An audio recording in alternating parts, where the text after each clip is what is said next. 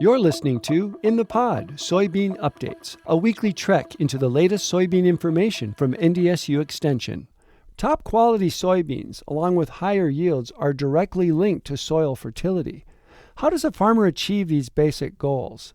Brady Goettl, NDSU Soil Science Specialist, has some answers. Brady, here we are, heading into a year with high fertilizer prices.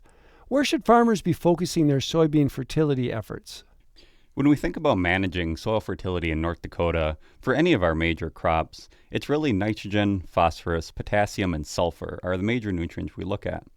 When we're dealing with soybeans, nitrogen just isn't needed. Some people in the past have advocated for small amounts of nitrogen at planting to increase yield, but our research in North Dakota and across the north central region shows it's really not an economical addition. So this year, when prices are high, maybe avoiding that nitrogen application to maximize our profit. Phosphorus, on the other hand, is only needed in low soil testing level soils. So phosphorus below 8 parts per million, broadcast P will be profitable. Above that, we're probably not going to see an increase in yield. Potassium is probably becoming one of the most important soybean nutrients. K levels in North Dakota have been decreasing fairly steadily over the last decade. And we have to remember, an average soybean crop removes about 55 pounds of K2O per acre. So that's 100 pounds of potash. Any field that has a soil test K level below 150 to 200 parts per million, depending on your region, check out our NDSU soybean recommendations for more information on that, we should be applying K to not only build up our low soil test levels, but also to compensate for what's being removed by that soybean crop. Sulfur is the last nutrient we need to majorly think about in soybeans, especially if we're expecting a sulfur deficiency. Soil tests for sulfur really aren't that useful and probably aren't going to be reliable for making recommendations off of. Just a flat rate of 10 pounds of sulfate sulfur per acre should be more than enough to make up for what that soybean needs.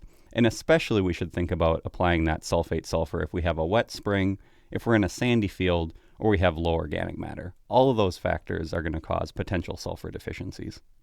Iron deficiency chlorosis, or IDC, is a big problem in North Dakota. What kind of management strategies should farmers be thinking about?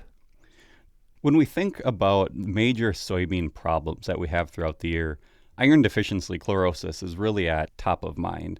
And I think the biggest impacts that we can make for reducing the amount of IDC we have in our field is really coming from field and variety selection.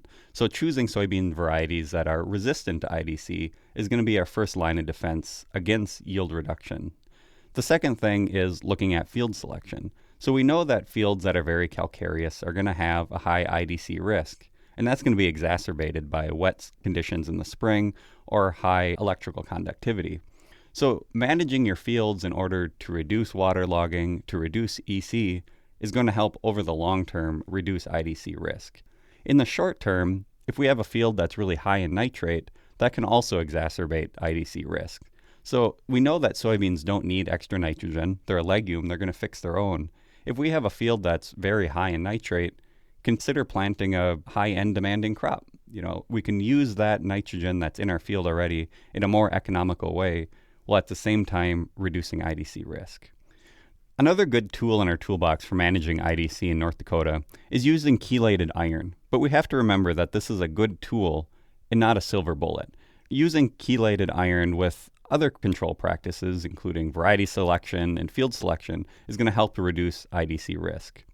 The best chelated iron we can use is going to be in the ortho-ortho iron EDDHA form to be the most effective.